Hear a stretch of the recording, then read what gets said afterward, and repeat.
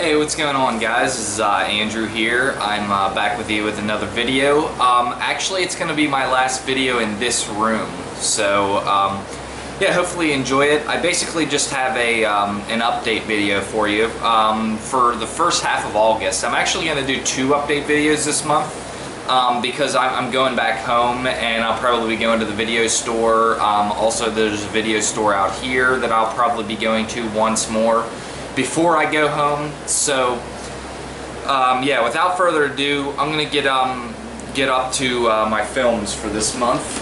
Alright, so far I have these films. So if you were listening to my last update video, I got all the Paranormal Activities except for this one. I finally got it in, The Ghost Dimension. Watched it again. Honestly, I would say that if you're a fan of the series, I would recommend watching the unrated cut with the alternate ending. I feel like it's a better fitting ending to the series than the theatrical cut, which is very disappointing, but I recommend that highly. Next up is Scream Factory's Serpent and the Rainbow. Of all the 3 of the lesser known but well-liked Wes Craven movies, this is the last one that I had to get. As you've seen before, I have People Under the Stairs Collector's Edition and Shocker. This was the last one I was waiting on. I really love this cover. I mean, if you just look at that, it's just cool. It really represents the film well. But yeah, I really like that film. It's a really weird one. Next up, continuing with the Wes Craven themes. As you've seen last month, I had the original Last House on the Left. Now I have the remake on Blu-ray. I wanted to upgrade this because it's so beautifully shot and so well, like the colors just gleam and everything like that. And I just felt like I wanted to get the Blu-ray of this. Yeah, upgrade it. Best quality to watch it in. Next up, I have the 2 Jeepers Creepers films. This is the first one. Watched it the other day. Again, loved it. It's such a good creature feature. The second one, I always remember liking more. We'll see if that continues. Honestly, the first one was so hard to find and so expensive. This second one's ironically cheaper already, and you can find it everywhere. It's so frustrating shopping for the first one. But yeah, I really love these films. Next up is the Ghostbusters. Ghostbusters, I actually have both of these on this Blu-ray. Kind of a cool set. It's got a picture, I forget what they actually call these things. You guys would probably know. But honestly, I've watched the first one. Honestly, I'd never really seen them before, so this was a first for me. I really enjoyed it. As you see later how much I enjoyed it, you'll see. But yeah, I really had a fun time with these. Last up on the films for this so far is going to be the 3D Blu-ray and DVD combo pack of Goosebumps. Honestly, I think I watched it 3 weeks ago on Netflix. If you're around my age, you probably, and a horror fan, which most of you probably are because you're watching this, you grew up watching the Goosebumps and had a lot of fun watching them and everything. This movie does the spirit of Goosebumps justice. It's got a lot of energy, got a lot of fun to it, and it's kind of creepy at times. So I bought the 3-disc 3D Blu-ray and DVD. I watched it in 3D last night. Pretty fun. Not a lot of great 3D stuff, but it's got enough that I can justify having the 3D Blu-ray. Next up are books. I'm going to do books next. Now, this first one I bought online, and I didn't know what to expect from it, and I still don't know what to expect from it, but we'll see. And that's The Serpent and the Rainbow. This is a, like if you've seen earlier, this is the Wes Craven film. This is the, it's like a non-fiction psychological book, like autobiography based on the findings in Haiti. I actually haven't read it yet, so I can't really give too much of in-depth. From what I understand, it's more like a memoir, or more like a retracing of the events by this psychologist of what actually goes on. So it sounds interesting. I really like these kinds of books, so it should be fun.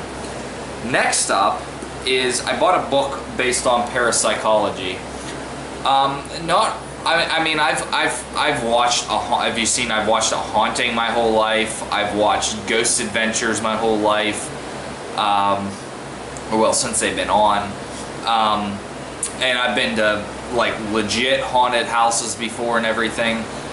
And so with that being said, I kind of wanted to, I don't really know much about the actual study of parapsychology. So I bought this last month, and yeah, I haven't gotten to reading this yet. This is my next book that I got. Actually, I don't have that book with me. The book that I'm reading right now before this is Amityville Horror 2, which is supposedly based on the true events following George and Kathy Lutz leaving the Amityville house. The first one, I believe, to have some level of truth, self-disclosure. The second one seems really, everything's really preposterous in this one. It is really unbelievable with a lot of these things that's being told that's going on. It's kind of creepy still, but I just kind of getting tired of the writing in the books, honestly. None of them really have good character development. That's my pet peeve about it, is that like the characters sit down to do something that's like relaxing, and and then something happens, and it's just like something's going on at every single turn, and that's just not realistic to how hauntings actually happen. So it's just, yeah, I mean, it is what I mean, you know. Last up, I don't really think I've showed you guys this before. Edgar Allan Poe Complete Tales and Poems. This has every single tale and every single poem that he ever wrote in it. I didn't actually think that he, like, basically the poems start right here. So this much is tales, this much is poems. Now I know poems aren't that long, but I didn't know that he had that many pages that you could get into just tales. So it's, I mean, honestly, I think I'm actually gonna wait until like October to start reading those, you know, to kind of get into the, you know, the horror atmosphere. All right, I bought some video games actually, so I can justify putting these in here because they are survival horror or horror related in some way, shape, or form. So actually, the funny thing is, these are all PlayStation 2 games because I still play PlayStation 2 games primarily. It's not necessarily that I just like old school stuff. It's just that it's my favorite game system, and it has my favorite game of all time on it, and I can't find it on any other game system other than PlayStation 2. So I can't. I play obviously the newer ones. My brother and I play Xbox One, along with I play it with my roommates, XYZ, yada yada. So with that being said, here's 4 games that I've bought. First off, not necessarily a horror, but horror related because it's Spider-Man 3. Black Suit Spider-Man.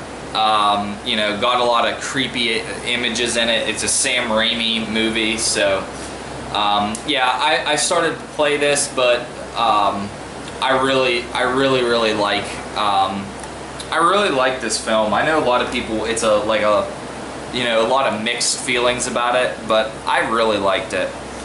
Next up is Ghostbusters. Now, as you can see, obviously I liked Ghostbusters enough to buy the video game of it. I didn't even know they had a video game of it. In fact, as you can see, it's not in there because it's in my PlayStation right now. It's a load of fun, honestly, trying to catch ghosts and stuff, and it's just got a whole lot of heart to it, and I really, really like it. I think the voices are the actual cast members too. It's a really good game. I recommend buying it if you still play PS2 games. Next to one actually is a blind buy, and I've never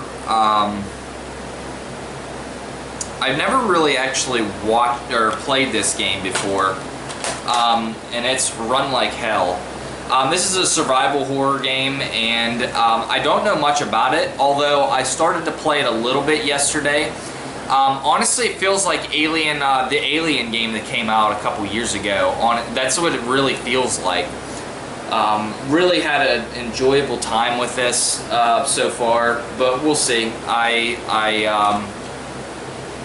Yeah, a lot of people like this. It's kind of popular. Next up is my favorite game of all time. And you know, this is a funny thing, is the more that I think about it, the more I see that I was really a horror fan from the time I was little. 10 years old, really, is the first time I played this game. And that, you might not have heard of this, but it's called Extermination. This is sort of a more underground indie video game, not widely known, but if you've seen it, I mean, you just look at some of the imagery on this, really, really cool stuff. Basically the synopsis of this, and actually it plays out like a continuous story, so you kind of, you really, I mean, it's just addicting when you play it. Nobody has really heard of this, but when you start playing it, it's like just addicting to like, it's just such a good story. Basically, you're this Special Forces Marine reconnaissance team that goes to Antarctica in order to find this research station, and you're here to find out any information you can. And obviously there's, as you can see in the cover, you got this corner of this monster looking thing. I mean, it's the best parts of survival horror that you can get. Honestly, I played this game for as many hours as you could possibly play a video game. Yeah, and the reason why I just bought this recently is because I've always had it, but I've always had it on a cover that doesn't actually, it's like a used video game, so it had like a green cover and then it said used Extermination. I wanted to get the actual cover to it, because now I can say I really have it. And honestly, it doesn't have a scratch on it, so all of that I really, really loved. I really love those pickups.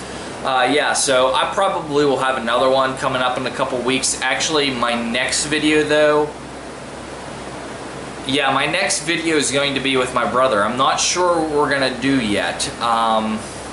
We might do a film series review, we might do a countdown, might do the Scream series, might do the Evil Dead series, might do something out like that. Yeah, I mean, there's endless possibilities that we could do. So yeah, without that further being said, thanks guys for tuning in. Always feel free to comment, let me know what you think about some of the pickups, let me know what you think about, you know, anything you want. It's yours. Thanks guys for tuning in. Have a good week. See you soon.